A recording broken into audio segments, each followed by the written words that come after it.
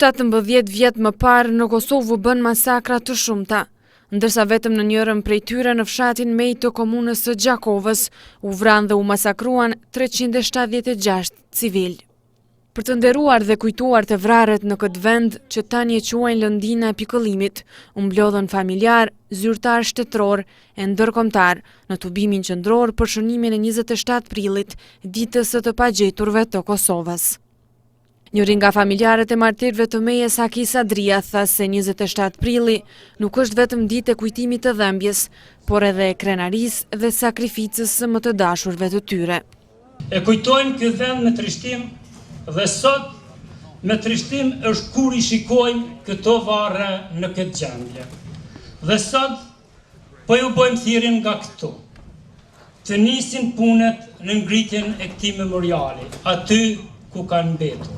Në këtë tubim për kujtimor mori pjesë edhe presidenti i Kosovës Hashim Thaçi, i cili bëre homazhe pranë varrezave të martirëve. Lagët e luftës ende nuk janë mbyllur në Kosovë.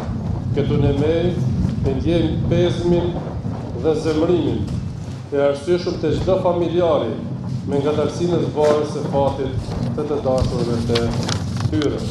Kryetari i Komisionit Qeveritar për Persona të Zhdukur Prenk Gjetaj përsëriti dhe me këtë rast rëndësinë e ndryqimit të fatit të personave të zhdukur gjatë luftës së fundit në Kosovë. Unë gjithmonë dhe gjithherë do të jem zëdhënës si ju familjar, të cilët drejtoni kërkesën e vetme për të ditur një drejt themelore, njerëzore për fatin e më të dashur të ju. Ndërsa përfaqësuesi i familjarëve të zhdukurve Bajram Qerkini shprehu pakënaqësinë për mos angazhim të duhur për të pagjeturit. Mjerisht, edhe kamionat i kanë arku dhe i ka quë dhe thet një është kamionat në Kezevar, tjetrin e kamionat në Rudnic, a tjetrin e kamionat në Batajnic, po edhe tre, nuk e di ku i kamionat.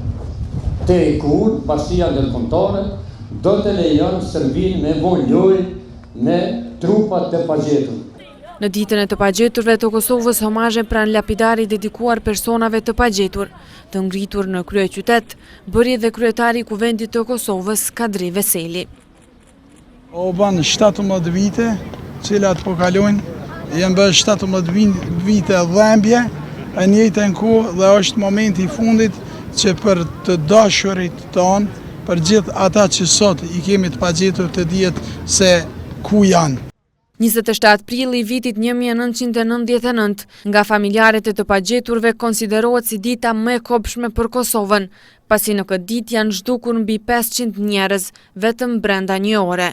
Sipas shifrave zyrtare janë rreth 1600 persona nga Kosova, për fatin e të cilëve ende nuk dihet asgjë.